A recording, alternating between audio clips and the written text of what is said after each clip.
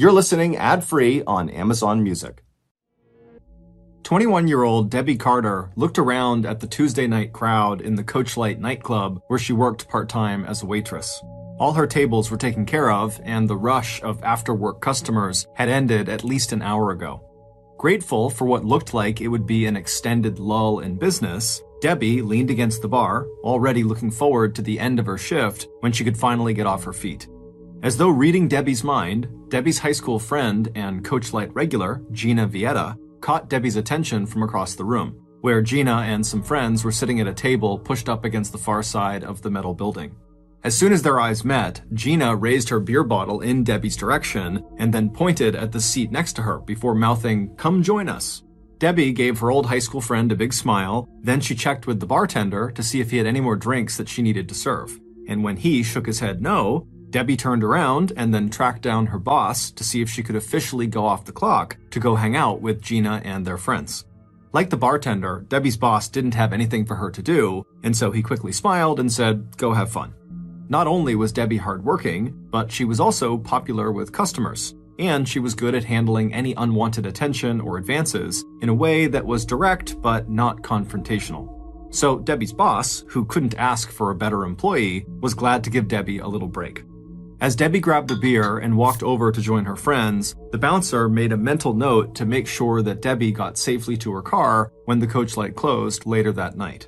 And that, in a nutshell, was the town of Ada, Oklahoma. It was a tight-knit community. People knew each other, and people looked out for each other, and a lot of people in town didn't even bother to lock their doors, at least when they left their houses during the day. As for the Coachlight, on that night, December 7th, 1982, the popular local watering hole was a perfect example of how the town as a whole had held on to those deep-rooted small-town values despite the huge social and economic changes of the last 8 decades. Gone were the oil gushers and the huge deposits of petroleum and natural gas that had put Oklahoma on the map back in the early 1900s. And while Ada was still home to some small oil rigs that were still operating, most of the rigs in and around the town were rusted and derelict. Since the 1950s, when Oklahoma started emptying out more oil and gas reserves than it was discovering, the town of 15,000 residents had mostly turned from oil to other industries that paid by the hour, like work on pecan farms and in factories and feed mills. But as the county seat of Pontotoc County and one of the larger towns in rural southeast Oklahoma, Ada was still busy. People were no longer making overnight fortunes on oil, but the town was known nationally for horse breeding and for top-of-the-line horse sales that drew customers from all over the country. Ada's courthouse and jail, as well as the town's lawyers and police force, were also busy. They had plenty to do trying to keep up with the ravages caused by the local methamphetamine drug epidemic that had hit so many towns in rural Oklahoma. But even in the face of these changes, Ada was holding its own. A lot of local businesses had moved to the edges of the town, but Main Street was still doing okay. There were no boarded-up storefronts, and neighbors and coworkers gathered for lunch in cafes and sandwich shops. The town was also home to East Central University, whose 4,000 students, a lot of them commuters, helped boost the local economy and bring a little diversity to Ada's mostly white and mostly Christian population. And places like the Coachlight, with its cheap beer, along with food that was more filling than it was fancy, did very well, especially on weekends when it was filled with a mix of factory workers, 20-somethings, and a dance and party crowd who went there for the live music and the big dance floor. On her way over to Gina's table, Debbie had to slow down a couple of times to say hi to a few of the regulars. Even though it wasn't a busy night, there were more than a dozen people at the Coachlight who knew Debbie by name or who had gone to school with her. And noticing that she had stepped away from work, a few of the men decided then and there to see if they could get Debbie out on the dance floor before closing time. Because Debbie was one of those very easy-to-like people. It wasn't just that she was attractive and athletic, standing 5 feet 7 inches tall before pulling on her work boots. She also had an open smile and friendly dark eyes that matched the color of her glossy shoulder-length dark brown hair. In addition to her part-time job at the Coachlight, Debbie babysat, she worked part-time at the local glass plant, and she served food at a local drugstore lunch counter.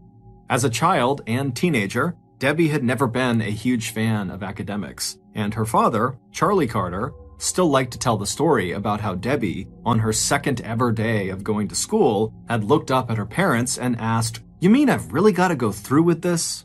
So instead of going on to college after graduating from Ada High School in 1979, Debbie had put all her energy into saving money to buy her own car and rent an apartment of her own.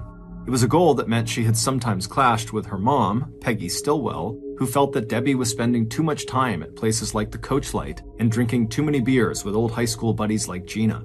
But 2 months ago, Debbie's dream of living on her own, a big girl life, as her family called it, had come true. That's when Debbie had packed her belongings into the 1975 Oldsmobile car she had bought with her own money and moved into her very own 3-room apartment above a garage at 1022 East 8th Street, right next to the campus of East Central University.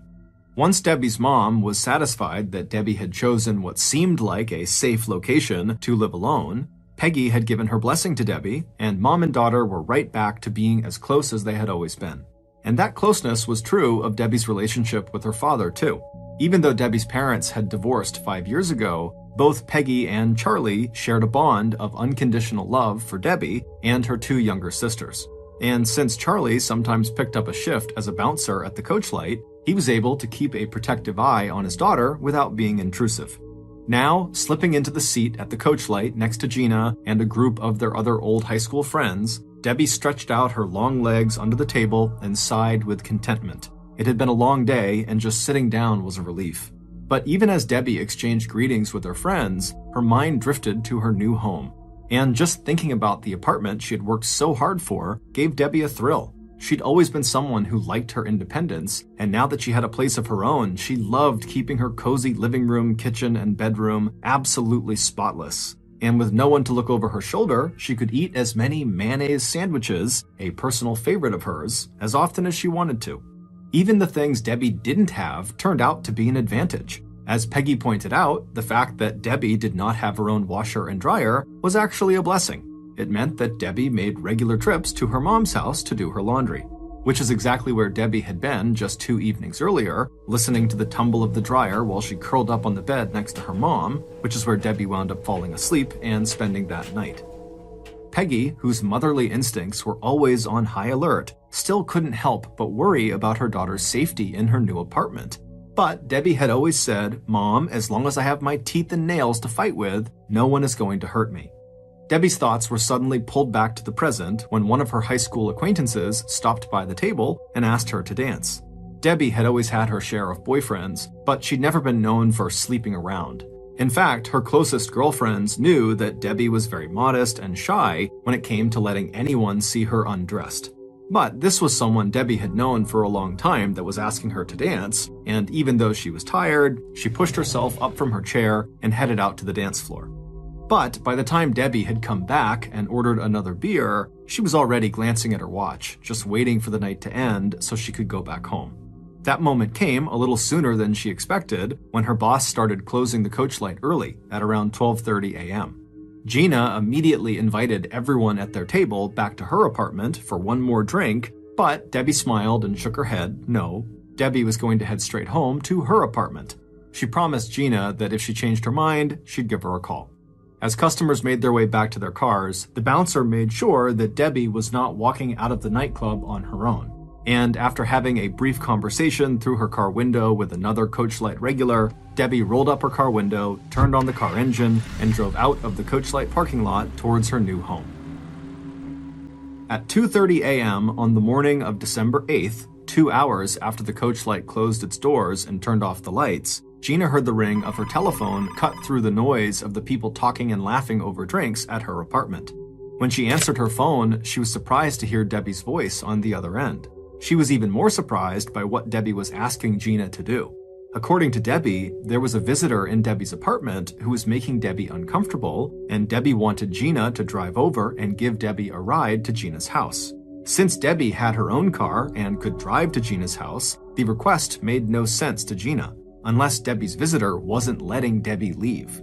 Gina tried to ask Debbie who the visitor was, but their conversation was cut short by muffled noises on Debbie's end.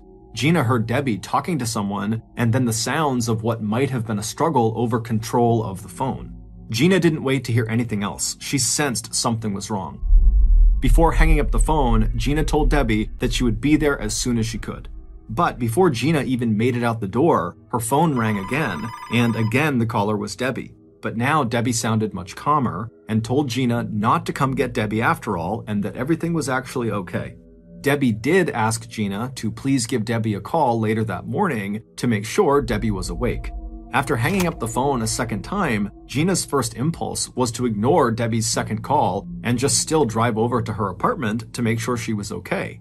But by the time Gina had made it out to her car, she was already having second thoughts. Even though it seemed unlikely, if Debbie did have a man over for the night, Gina didn't want to barge in on them. And Debbie had seemed very emphatic on that second call, telling Gina not to come over. So even though Gina had almost reached her car, she slowed down and then reversed course. A few minutes later, she was back inside of her own apartment, where her friends that had come over were now starting to gather their coats and leave.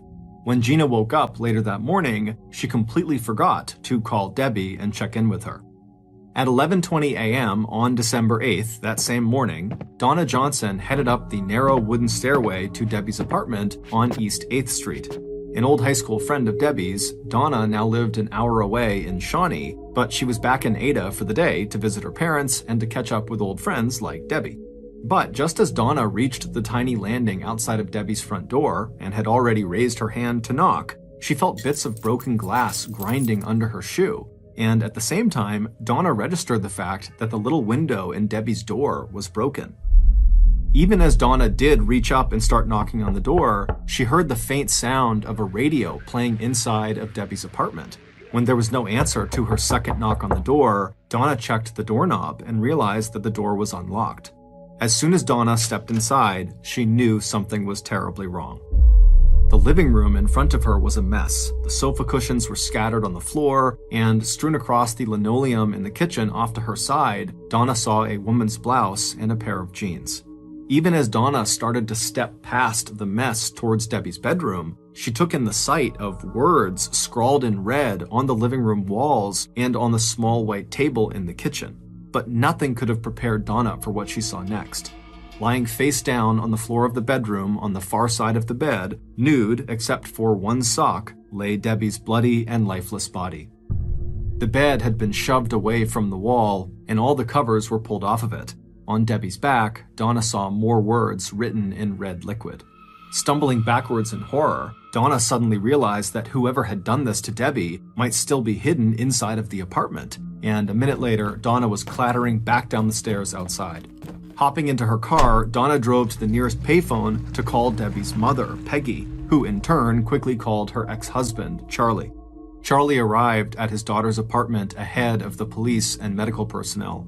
In Debbie's bedroom, Charlie fell to his knees next to his daughter's body.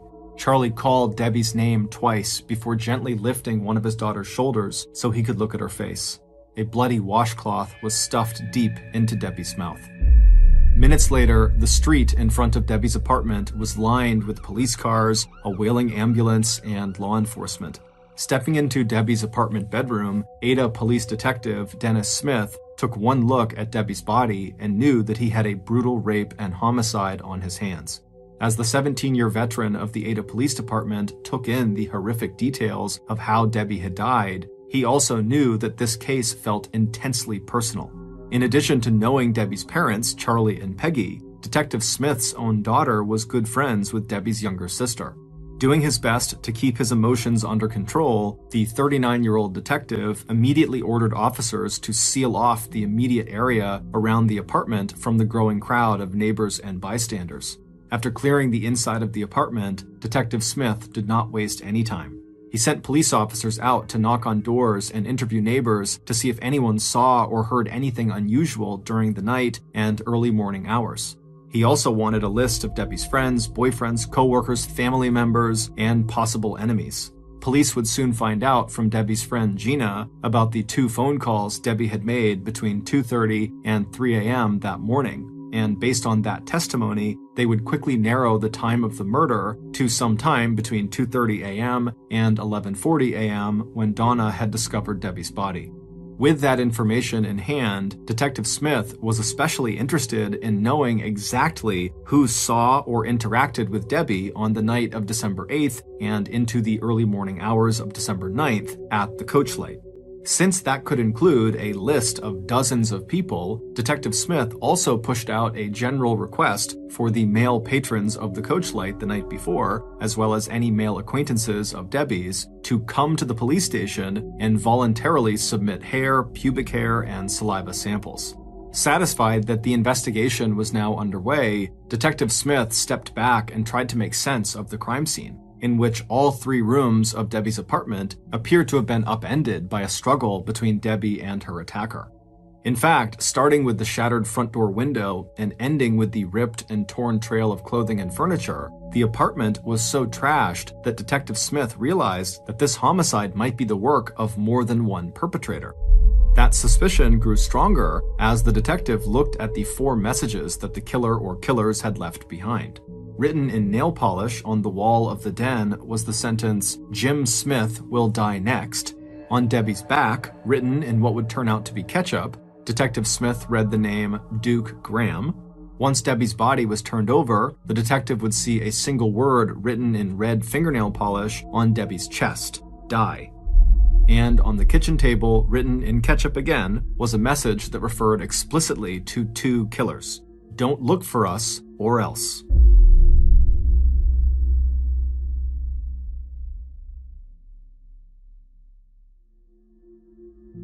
The names Jim Smith and Duke Graham were both familiar to Ada police.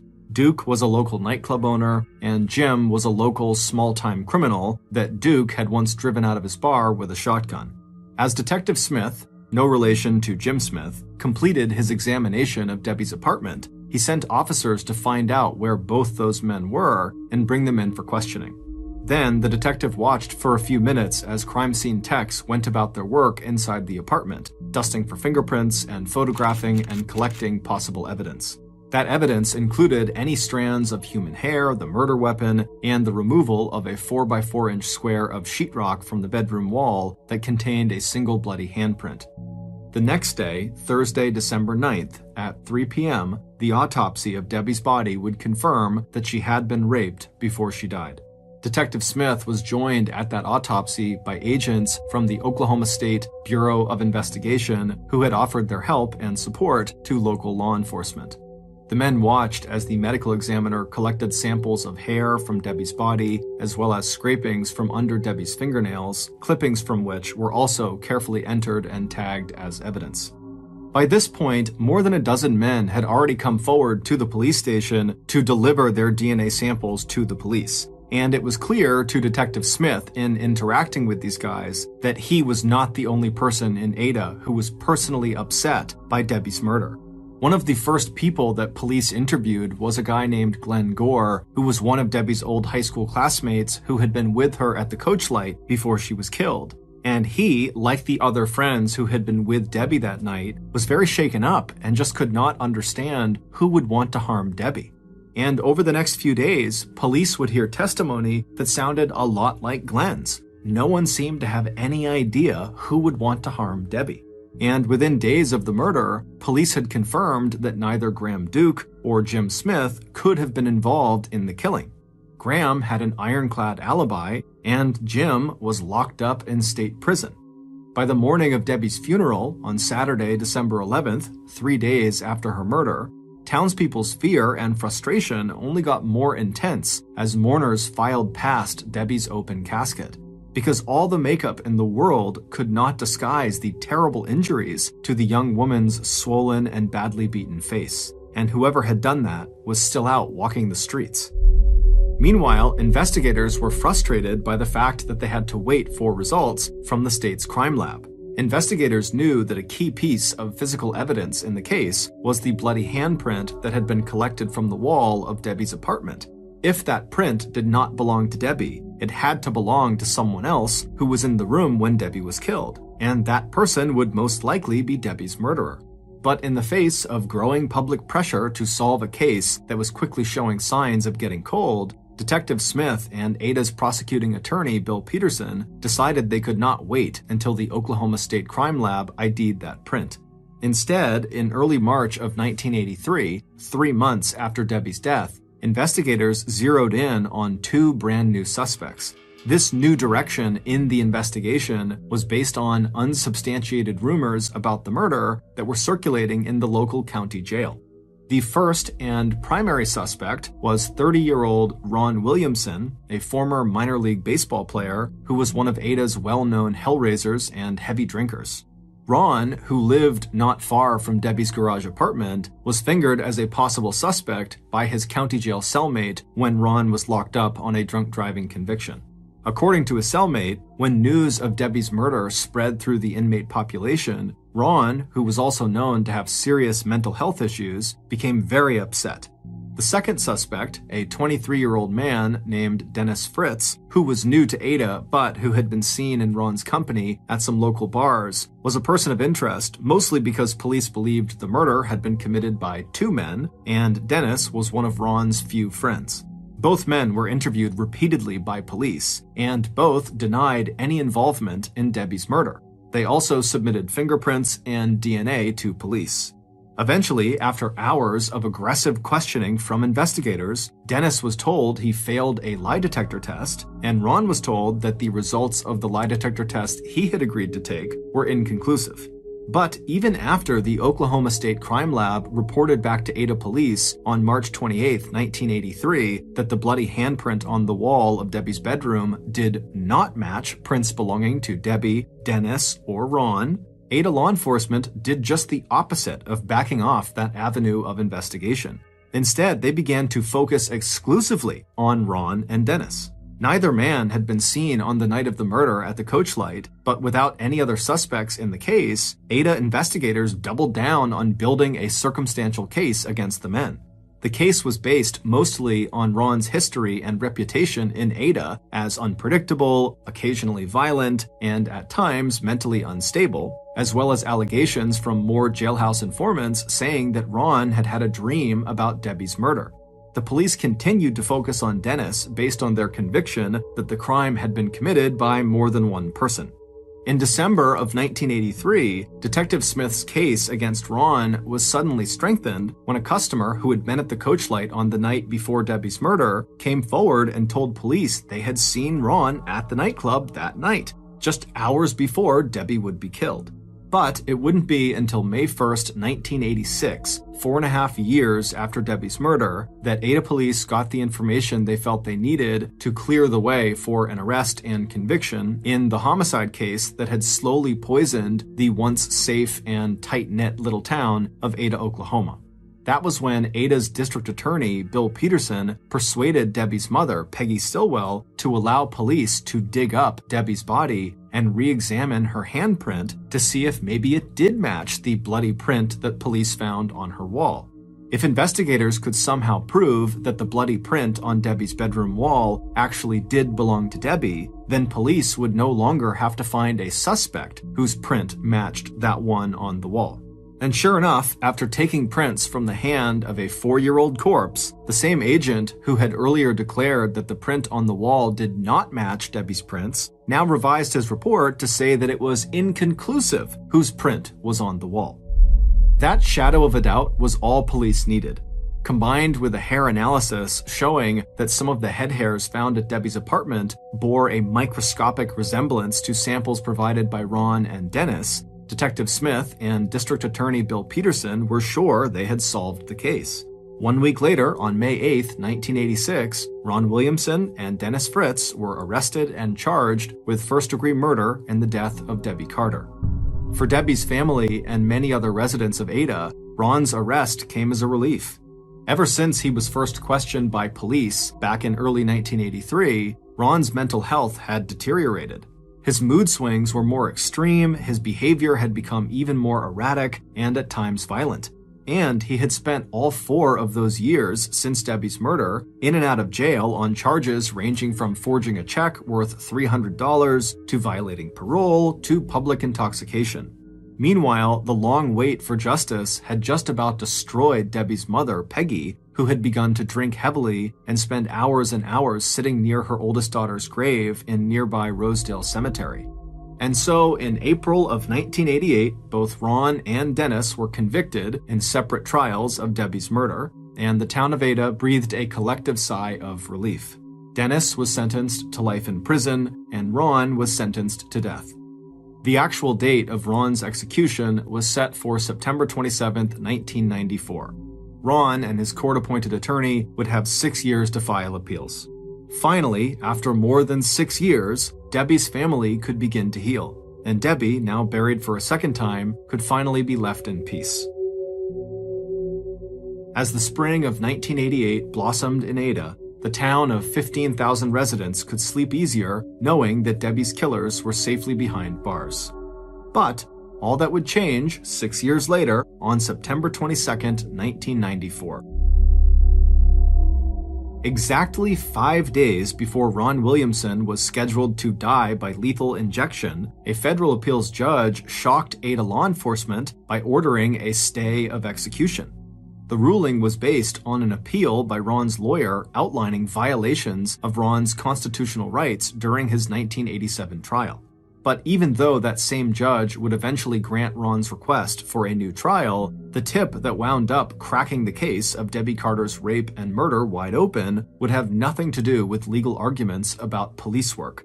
In early 1999, while Dennis was still serving a life sentence and Ron was still in prison awaiting his new trial, Ada's district attorney, Bill Peterson, received a phone call with news so stunning it would place Ada at ground zero of a national media blitz that would reverberate throughout the town and the Oklahoma judicial system for decades to come. Based on that new information and follow-up work by local investigators and agents from the Oklahoma State Department of Investigation, here is a reconstruction of what really happened to Debbie Carter on the night of December 7th and in the early morning hours of Wednesday, December 8th, 1982. It was a slow night at the Coachlight nightclub, and 21-year-old part-time waitress Debbie Carter was grateful that her boss had let her go off the clock. Now she looked around the table at her group of friends, which included Gina, a Coachlight regular who had asked Debbie to take off her work apron and join them for a couple of beers. On her way over to Gina's table an hour earlier, Debbie had done her usual inventory of Coachlight customers. She'd waitressed at enough bars that it was second nature now to read the room for any signs of trouble from difficult or rowdy patrons. Town bad boy Ron Williamson was not there, and it had been weeks since his friend, Dennis Fritz, had stopped by. Ron was 8 years older than Debbie was, and all she really knew about him and his friend was that they liked to play guitar and that Ron had once been a very popular and promising kid who went on to play minor league baseball for the New York Yankees before an injury had ended his career. Debbie was glad Ron wasn't at the Coachlight. You serve him a couple of drinks and he could get loud and aggressive, and she'd heard that at least one woman back in 1978 had accused him of rape, although Debbie had also heard that those charges were eventually dismissed. But there was still one person at the Coachlight that night that Debbie wished wasn't there. She'd felt his eyes following her when she crossed the room serving drinks, and again when she had walked over to Gina's table. He'd even come over and asked Debbie to dance. She had agreed, they'd gone to school together and they had known each other for years, but when he'd gotten so persistent out there on the dance floor, pressing in way too close to her, she'd actually had to push him away and leave him standing out there alone. When the Coachlight closed early at 12:20 a.m., and Debbie had declined Gina's offer to go to Gina's place for one more drink, there her creepy dance partner was again. This time, he was insisting on walking her to her car out in the parking lot. Debbie had told Mike, the bouncer that night, that this was one of her high school classmates who actually kind of scared her. And when this classmate stood outside of her car and tried to talk to her through her car window, Debbie was glad to see Mike kind of slow down on his way to his own car to make sure Debbie was okay. Seeing her chance, Debbie waved at Mike and then rolled up her car window, turned on her car engine, and drove out of the parking lot, once again leaving her old high school classmate, her creepy dance partner, standing there all alone. Getting dumped like that did not sit well with Debbie's killer, but he knew where Debbie lived, and he'd made up his mind to drop by her place later that night. A few hours later, Debbie's killer was walking the last few blocks of the way to Debbie's new apartment on East 8th Street. He was relieved to see a light on in the rooms above the garage. and a few minutes later, he had walked up the set of wooden stairs to the small landing outside of Debbie's front door. When Debbie's face appeared in the small glass window, her killer took a step back and put on his most reassuring smile. He could see Debbie did not look happy to see him, but he made the most of her few seconds of hesitation, calling to her through the closed door that he just wanted to say hello.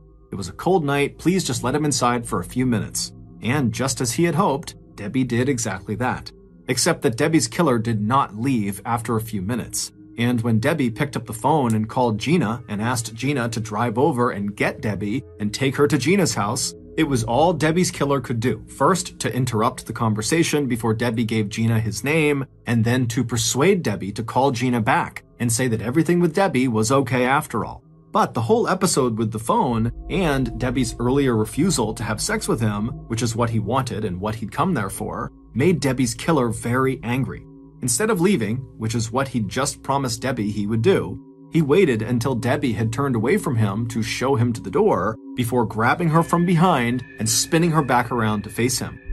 When the medical examiner conducted an autopsy on Debbie's body 2 days later at 3 p.m. on the afternoon of December 9th, the catalog of wounds and injuries she had suffered, all inflicted before her actual death, told the story of the violent struggle between Debbie and her killer in the early morning hours of December 8th. Over the course of the assault, Debbie would be beaten, stripped, and raped.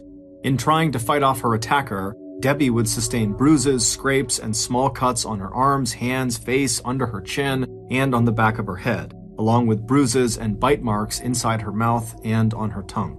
At some point, Debbie's attacker would shove a bloody washcloth down her throat, and there were traces of shampoo as well as ketchup left on her back and buttocks.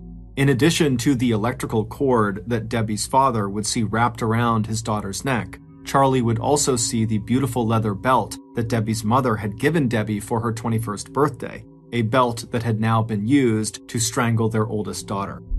The medical examiner would confirm asphyxiation, lack of oxygen, was the ultimate cause of Debbie's death.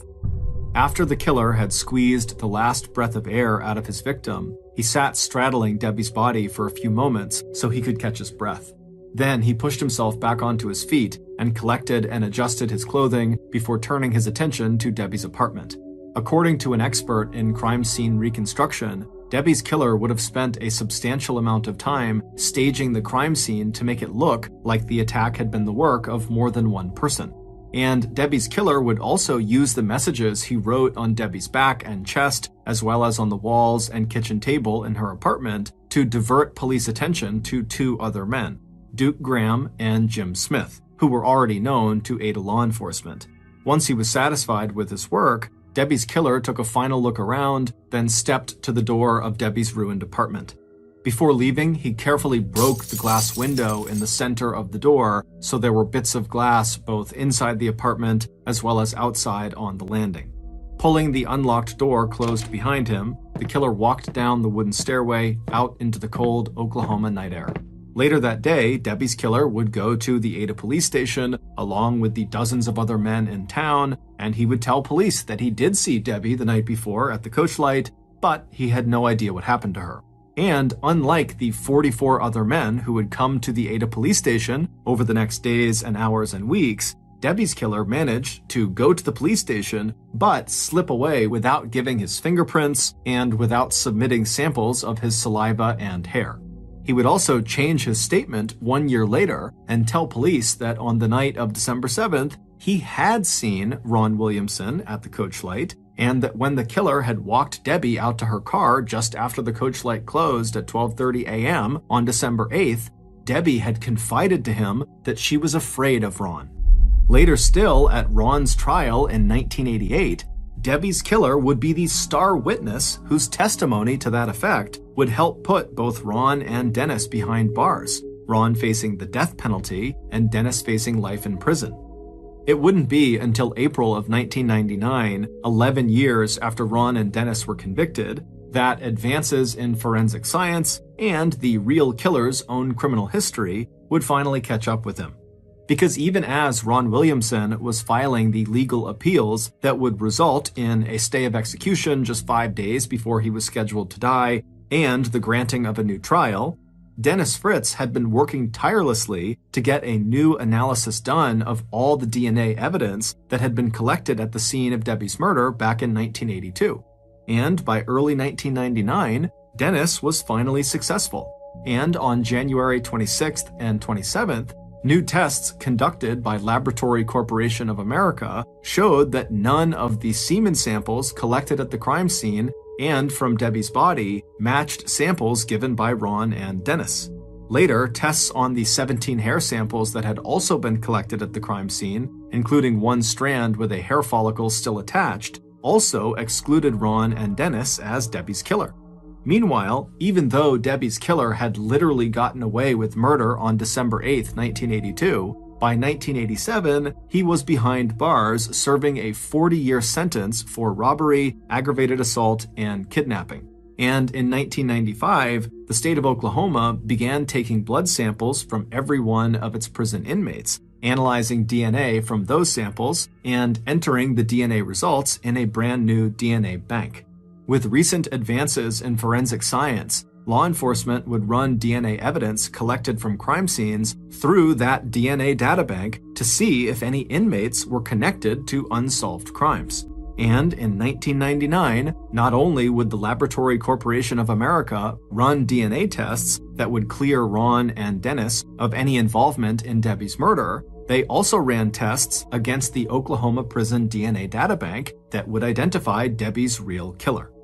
When Ada law enforcement were informed about the results of those tests, not only would Ron and Dennis be set free, but District Attorney Bill Peterson would have to prepare for a new murder trial and build a case against his own former star witness who had helped wrongfully convict Ron and Dennis 11 years earlier. But before police could charge their new suspect in the 1982 murder of Debbie Carter, this case took one more unbelievable twist. Around noon on the day that Ron and Dennis finally walked out of prison as free men and drew their first breath of cool and fresh Oklahoma spring air, Debbie's killer quietly slipped away from his prison work detail in the town of Purcell, 50 miles north of Ada. Pulling off his prison work shirt, Debbie's old school classmate, Glenn Gore, the same Glenn Gore who had been the first to go to Ada police and give them his testimony and say, "Oh my goodness, I can't believe this happened to Debbie, who would do this to her?" That Glenn Gore melted into the nearby woods close to the ditch he had been cleaning, and when police arrived at the Lexington prison where he was serving his 40-year sentence, they found that Glenn had escaped. 6 days later, Glenn turned himself in on condition that his return to prison would not be handled by Ada law enforcement. In the days and weeks that followed the release of Ron and Dennis, Detective Smith and District Attorney Bill Peterson would be completely discredited in the local, state, and national press for their mishandling of Debbie's murder investigation. It would take 2 trials, but on June 24, 2006, 45-year-old Glenn Gore would be convicted of first-degree murder in the 1982 death of then 21-year-old Deborah Carter, and he would be sentenced to life in prison without the possibility of parole. Ron Williamson never recovered from his ordeal in prison and on death row. Although he and Dennis both received an undisclosed amount of money in damages for their wrongful conviction, Ron's mental and physical health just kept getting worse. After giving most of his money away, Ron died in a nursing home in December 2004. He was only 51 years old. Dennis Fritz would return to Kansas City, where he would go back to teaching school and living with his daughter, but in 2016, he would suffer a debilitating head injury in a car accident. Detective Dennis Smith would die of a sudden, unexpected heart attack in June of 2006, just weeks after being called to testify in Glenn Gore's murder trial.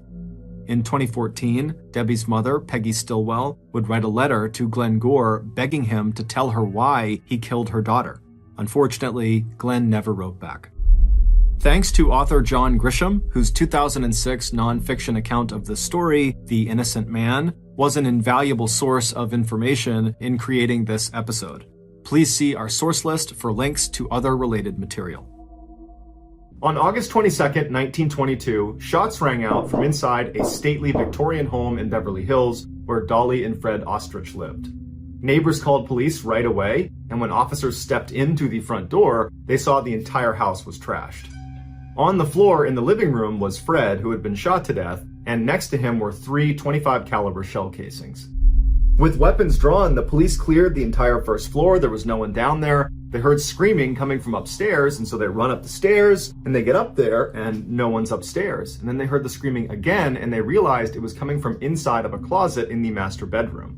And so as the police are clearing the second floor, they yell out to this woman, and they say, "Who are you? What are you doing in the closet?" And she yells back, "I'm Dolly. I'm okay, but I'm trapped." And so after the police finish clearing the upstairs, and they're sure it's safe, they go over to the closet door, and they do try the handle. It's locked. They ask her, "Do you know where the key is?" And she says no. And so before they start trying to break the door down, they did a quick search of the upstairs to see if maybe they could find the key to the closet. And sure enough, across the hall in another bedroom, they found it on the ground. And so they took the key back, they opened the door up, and out came Dolly. She was okay, but obviously very frantic and panicked. And they asked her, what happened? And she told them a very abrupt and chaotic story.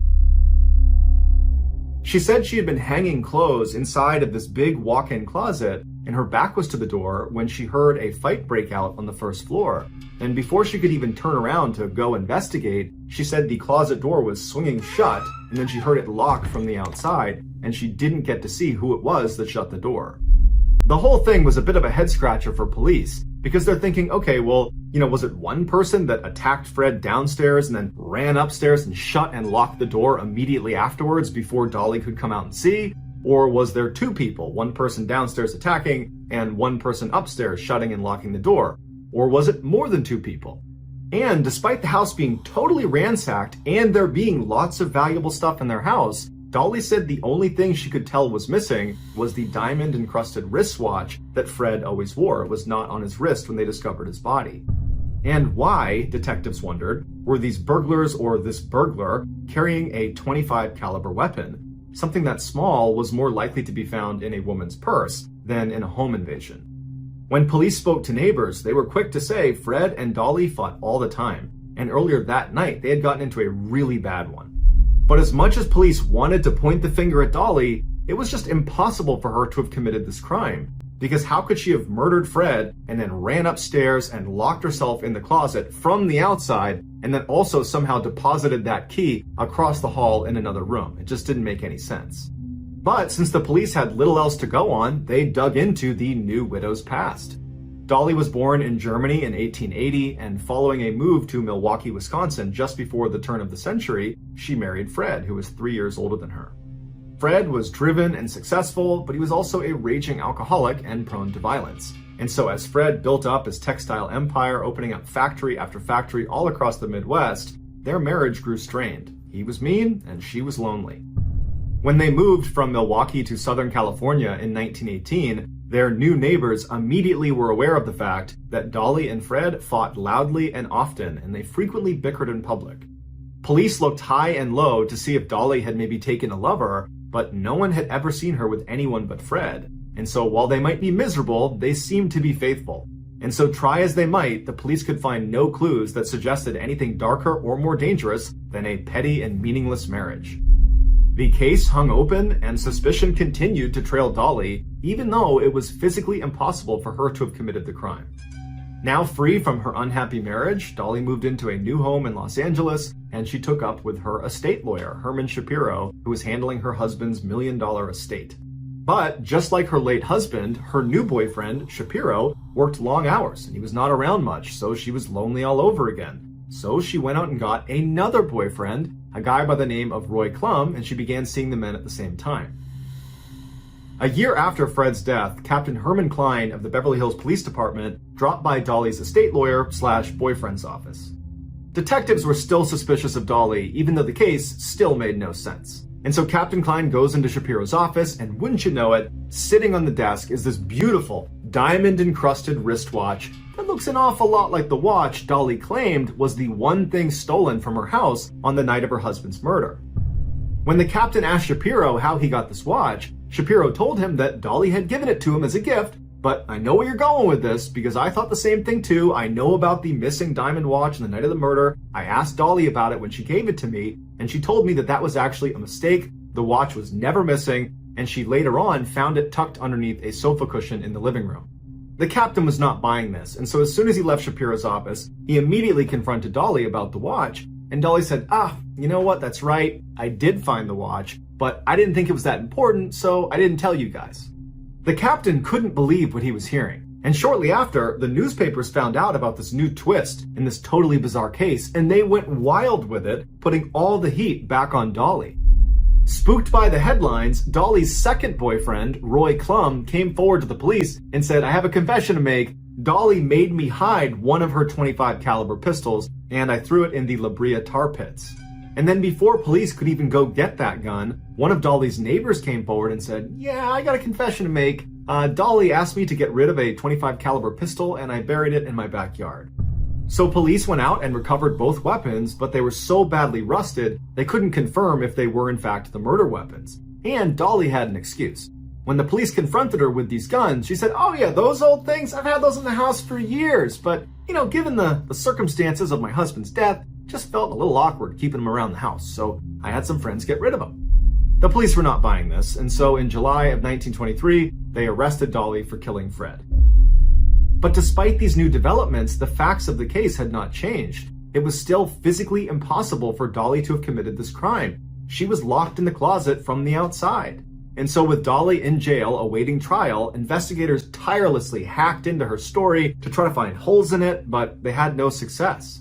And so after every theory that might connect her to the crime was ultimately discarded, they had to drop the murder charges and Dolly was released. 7 years went by and the crime was largely forgotten about. And then in 1930, Dolly and her estate lawyer boyfriend Shapiro, they broke up. And Shapiro immediately called the police and said, you know what? I haven't been entirely truthful. I know a lot more about what happened to Fred than I've let on. And in fact, I have someone in the office with me right now that can tell you the whole story. Investigators flew to Shapiro's office, they go through the doors, and sitting inside is a man they never knew existed. His name was Otto Sandhuber. He was a quiet, small sewing machine repairman / aspiring dime store fiction writer.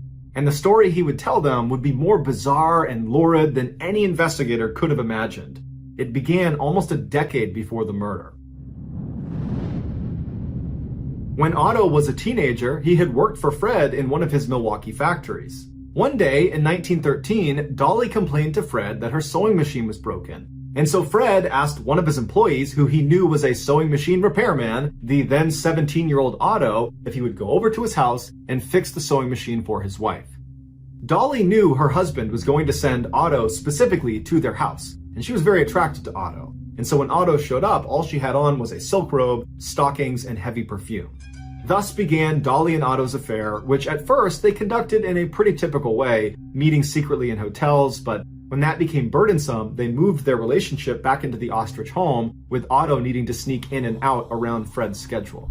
But it wasn't long before nosy neighbors were asking Dolly, who's that strange man coming around your house all the time? And she would say, oh, that's my vagabond half-brother. But Dolly and Otto knew they couldn't continue in this way. But instead of breaking it off or returning to secret hotel liaisons, Dolly decided that Otto should take up residence in the ostrich home in a secret hideaway in the attic. That way no one would see him coming or going. Otto, who had no family to miss him, quit his job at the factory, moved into the secret room, and then never left. And pretty quickly, Otto and Dolly fell into a routine where when Fred would leave for work for the day, Otto would come downstairs, they'd spend time together, and then Otto would clean the house and then make bathtub gin. Before Fred came home, Otto would sneak back upstairs to write pulp stories about lust and adventure, and he would read newspapers and magazines by candlelight.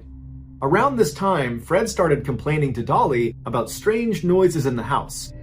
He also started to notice they were running through food a lot faster than normal, and a couple times he thought he was short a cigar. But no matter how much Fred complained, Dolly was always able to convince him that everything he was hearing and seeing was in his head. And so over the next 5 years, they would live in 4 homes in Milwaukee, and always these strange sounds and oddities about the house would follow them, but Fred never investigated. In 1918, Fred told Dolly he wanted to move to Southern California, and so Dolly hunted down a house with an attic, a rarity in the area, and she sent Otto ahead. When Fred and Dolly arrived, Otto was already ensconced in the attic, and Fred moved in right beneath him. By the time Fred and Dolly got in their final argument on the night of August 22nd, 1922, Otto had been secretly living with them for almost a decade. On that deadly night, Otto was in his secret room listening to drunk Fred getting louder and angrier and clearly getting physical with Dolly. And so worried that he might kill his lover, Otto leapt out of the attic and ran downstairs carrying two .25 caliber pistols. He runs into the living room and he confronts Fred. And Fred is astounded to see his formerly teenage sewing machine repairman, who abruptly quit the factory so suddenly and completely, now standing in his living room. And so Fred lunged at Otto, and Otto just started shooting. It was then that Dolly hatched the scheme that had almost let them get away with it. Knowing the police would be there any minute, Dolly staged the house to look like a robbery. She told Otto to lock her inside of the closet and then ordered him to go back up into the attic. And so when the police got there, Otto was crouched silently right above their heads. After the killing, Otto moved in with Dolly in her new house, and even though they could have had a normal open relationship, Dolly ordered Otto to go live in the attic of this new house as well. It wasn't until a year later, when Dolly was briefly arrested after the police found out about the hidden guns, that Otto was forced to come out of the attic. While Dolly was sitting in jail for these gun charges, she begged her estate lawyer boyfriend, Shapiro, to go get groceries for her vagabond half-brother, Otto, who lived in her attic. She said, when you deliver them, make sure you go to the bedroom and knock on the ceiling. That will let him know it's safe to come out. But when Shapiro arrived and followed the procedure and Otto came out, Otto was so starved for human interaction and conversation that he wound up telling Shapiro the whole insane story. But instead of going to police, Shapiro told Otto that he should just leave. And he did. He went and became a janitor and he got married. The secret held until Dolly and Shapiro broke up for good, at which point Shapiro called the police. Dolly and Otto were arrested and the press went insane. They called this the Batman case because Otto was living like a bat in a cave. This was before Batman the comic was a thing. Otto was convicted of manslaughter, but the statute of limitations was up, so he was allowed to walk free. As for Dolly, she was allowed to walk free too because the jury hung on her conspiracy to commit murder charges. After the trial, Otto disappeared and nothing more is known about him. As for Dolly, she stayed in LA and she died in 1961 at the age of 80, 2 weeks after marrying yet again.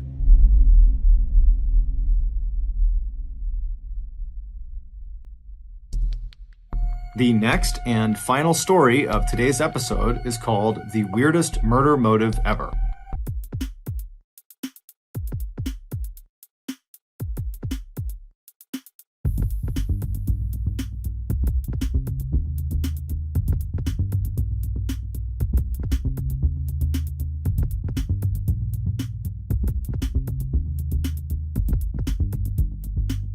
When classes began at Drexel University in Philadelphia on the morning of November 30th, 1984, students walking into Randall Hall made a gruesome discovery. Crumpled at the bottom of an outdoor stairwell underneath a gray jacket was the body of a young woman. She had cuts and bruising all over her face, and she had a deep purple line that went all around her neck from where she had been strangled to death. She had no purse, no backpack, nothing to identify her. There was no evidence of sexual assault because she was fully clothed, although she was missing her shoes and socks. Police immediately cordoned off the area. Their first suspicion was this was a robbery that turned deadly. But right away, the police knew they were in for a very difficult investigation because, one, there were no cameras inside or outside of Randall Hall, so they couldn't just review the footage to see what happened to Debbie. And two, there was a virtually unlimited number of suspects because Drexel University was not an isolated campus. Its buildings were integrated into West Philadelphia, and Randall Hall itself was located right along a known cut-through that residents that lived in and around Drexler would use almost every single day. And it was clear this young woman had not been killed in this stairwell. She had been killed elsewhere and then dragged a great distance, losing her shoes in the process before being dumped at this spot. But just a couple of hours after the body was discovered, the police received a lucky break when a young man who was combative and frantic rushed the closed-off crime scene and demanded he be let through because he said he knew the identity of the dead girl. The police were immediately suspicious because they didn't even know who this dead girl was. So they pull the young man aside and they interview him, and he tells police his name is Kurt Rayner, he's a student at Drexel University, and he believes the girl they had found, the dead girl, was his girlfriend, 20-year-old Debbie Wilson, who was also a student at Drexel. And then he proceeded to give police a very long and complicated explanation of how he figured out the girl inside was his girlfriend. He said the night before he was with Debbie in Randall Hall in the computer lab in the basement. He said Debbie had a big project that was due the next day and that he had offered to just keep her company while she worked. But by about 1:30 in the morning, Debbie still had a lot of work to do, and Kurt said he was just really tired and didn't know if he could stay awake any longer, and so he asked Debbie if it would be okay if he took off early. Debbie said it was totally fine. She was used to working late at this computer lab, and Kurt, even though he wanted to stick around and walk her safely to her car when she was done, he felt like she was okay, and so he took off on his own. On his walk back to the dorm, Kurt said he passed by a campus security guard, and he actually asked him if he wouldn't mind checking on his girlfriend in the computer lab because she was all alone and it was late, and the security guard said, "No problem, I'll make sure she's okay." The next morning when Kurt woke up, he heard rumors from other students on campus about a woman's body being found just outside of Randall Hall and that apparently it looked like murder. Kurt said he didn't think much of it at first, but that day when he went into campus to meet up with Debbie, he saw her car still parked in the computer lab parking lot, looking like it had never left. And then when he got to the meeting site, Debbie never showed. And he said it was at that point that he realized the dead woman in Randall Hall must be Debbie. And he wasn't wrong, it was Debbie, but the police were not buying his story. He was the last person to see Debbie alive, and by his own admonition, he had heard that morning about a dead woman being found at Randall Hall, the very place he had left his girlfriend the night before all alone. But it took him hours to bring this up to anyone. The police also noticed he had bruises on his knuckles and a deep cut between his fingers. Suddenly, Kurt seemed like the killer, and this crime that initially looked like a robbery gone wrong now looked like something much more personal. Strangulation is intimate. The killer almost always is face to face with their victim, and it takes a lot of time and a lot of rage. And afterwards, the killer had covered Debbie's body with her jacket, an act that indicated remorse or even respect, and investigators know that generally when a woman is murdered, her romantic partner is the culprit. Instead of tipping off Kurt that they were looking at him as the primary suspect, they told him to go back to his dorm room and they would be in touch with him as the investigation developed. In the meantime, investigators turned their attention to the computer lab in Randall Hall, where Kurt said Debbie had been last. Debbie had logged into a computer at the front of the lab, but had not logged out. Her computer cursor was left blinking mid-sentence at 1:38 a.m., leading investigators to believe she was interrupted by her attacker inside of the lab. Investigators found 2 extension cords on the ground near this computer that matched the ligature marks on Debbie's neck. They also found a small spot of blood on the back of Debbie's chair that they sent off for testing. As police swept the computer lab, they began commenting on how neat everything looked, considering that there must have been some sort of death struggle that took place in there. And that's when they realized there had been a huge setback in this case. The janitor that morning had cleaned the computer lab and the hall right outside, likely destroying critical physical evidence. They interviewed the janitor, who had a rock-solid alibi and was incredibly remorseful at unintentionally destroying the crime scene. And so they asked the janitor, before you cleaned it up, was there anything strange about the computer lab or the hallway right outside of the computer lab? And the janitor said no, it was all normal, but she did say it looked like the tables and chairs had been moved around inside of the computer lab, but it didn't stand out to her because it always looked that way when she went in to clean it up. Because the police lacked physical evidence, they couldn't just go arrest Kurt, even though they wanted to. And so instead, they asked him if he'd be willing to come down to the station for a formal interview. He said he would. During the interview, Kurt insisted he had nothing to do with Debbie's death. As for the bruises and cut on his hand, he said he had punched a wall after finding out what had happened to Debbie, and the cut in the middle of his fingers was from working on his car, but neither of those things could be proven. After this interview yielded no new results and they still had no evidence on Kurt, they told him he could go, and in the interim they began digging into his alibi. Kurt had previously told police that after leaving Debbie in the computer lab, on his walk back to his dorm, he had passed a security guard and asked that security guard to check on Debbie. And so the police were able to track down that security guard who confirmed Kurt's alibi. The security guard's name was Bryce Clapman, who was a longtime employee of Drexel University with a stellar work record and no criminal history. Clapman said he spoke with Kurt around 1:30 in the morning as Kurt was walking back towards the dorms. After speaking with Kurt, Clapman radioed Bronson Ziegler, who was one of the 2 security guards that were working in Randall Hall that night, and he told him that he or the other guy, David Dixon, would need to go down into the basement and check on this girl. Shortly after radioing Ziegler, Klapman would say he saw a person, presumably a student, come out of Randall Hall. He said he was just too far away and it was too dark that he couldn't make out any features, but he definitely saw someone walking around the premise around 1:30 in the morning.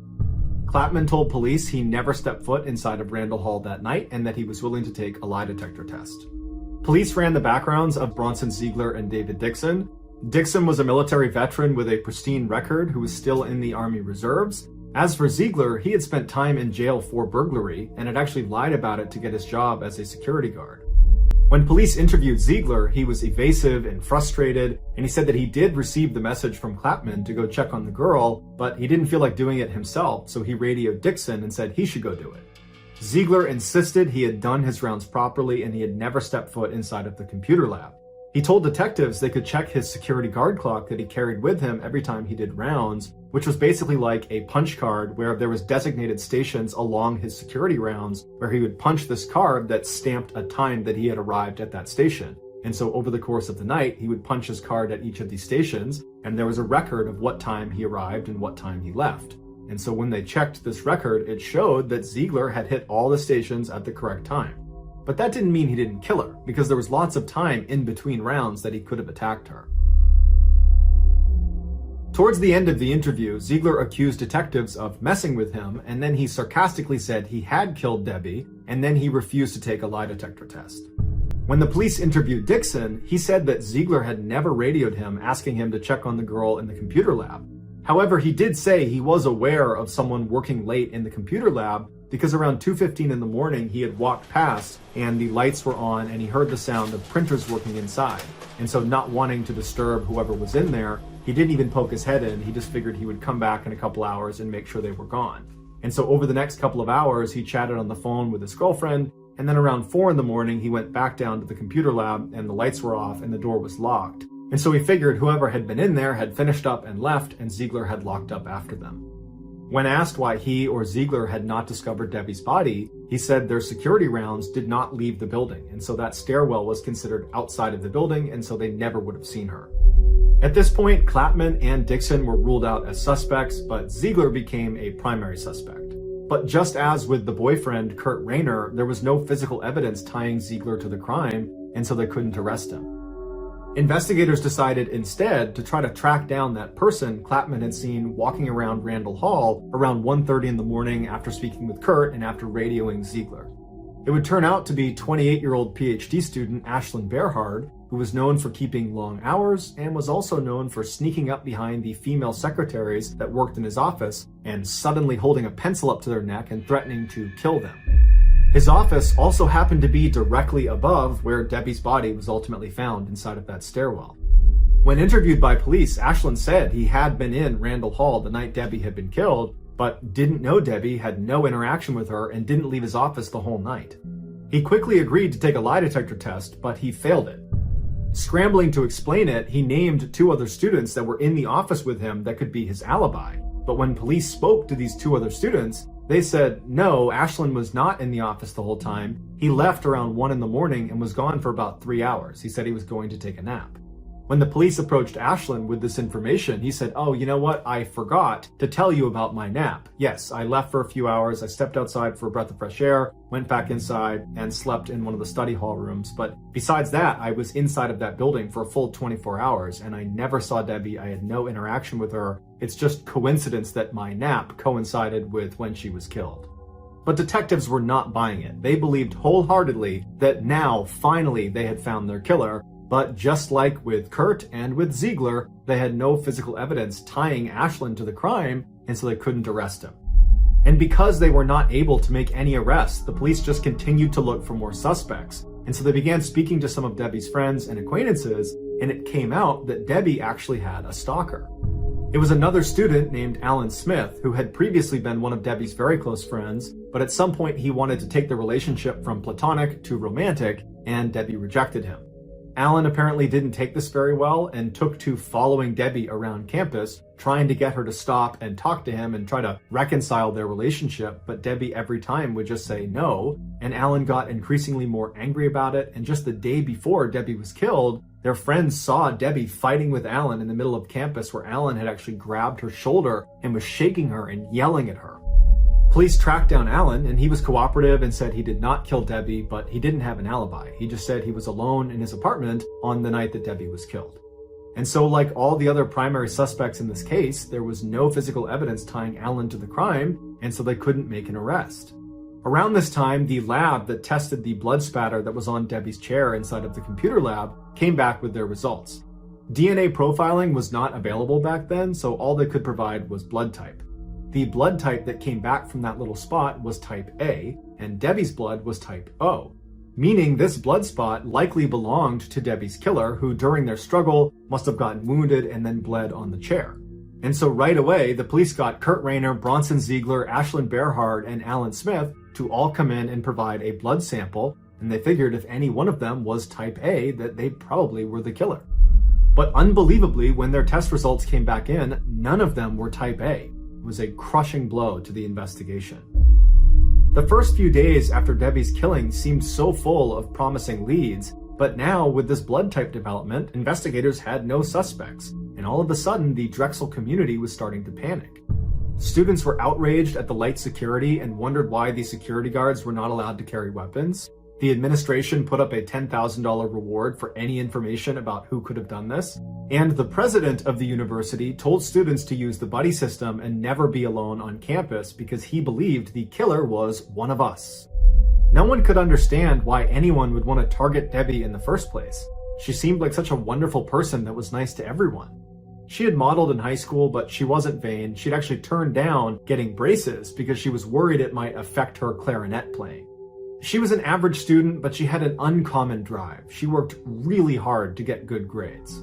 Whenever she was feeling down or wasn't feeling motivated, she would stare at a picture of a Mercedes-Benz car that was there to inspire her and remind her what she could achieve if she continued to work hard.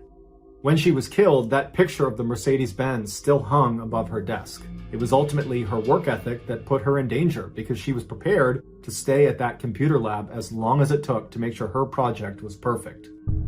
The few pieces of physical evidence the police had didn't fit together. The crime wasn't really a robbery. While she was missing her shoes and socks, her backpack had turned up at the campus lost and found about a week later, and no one knows how it got there or who put it there. Inside, it appeared all of her belongings were still there. Also, when she was discovered, she was still wearing her expensive watch. Her murder looked personal, but the police could not prove that someone who actually knew her was the one who killed her. Police considered a few other suspects, but like all the others, there wasn't enough evidence to make any arrests, and so eventually Debbie's case went cold. In 1985, the Philadelphia Inquirer ran a story about unsolved cases that most haunted detectives, and Debbie's was one of them. Some of the detectives that were involved in the case said they believed this was a random killing and that the killer would most likely strike again.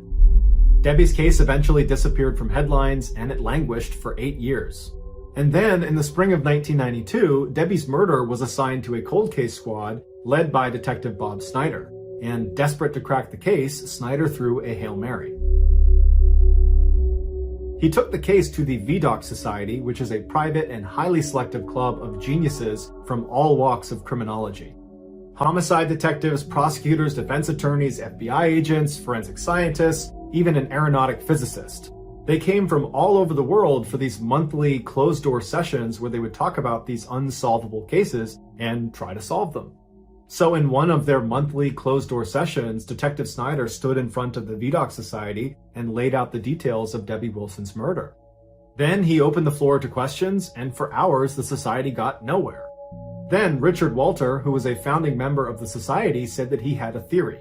Walter was a famous criminal psychologist who had profiled some of the world's most infamous killers. Most of his work is actually still confidential. He believed the killer was a power-assertive, macho-type guy that liked being in control.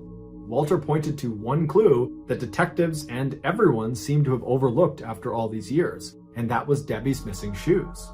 He said the missing shoes were not random, they were the most important clue. The killer, Walter predicted, was a foot fetishist.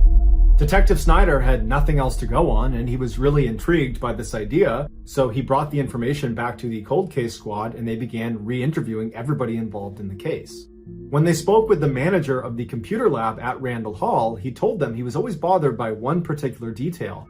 The printers in the lab always turned off after 10 p.m., and so he was always confused how the security guard David Dixon could have heard the sound of printers inside the lab at 2:15 in the morning like he claimed.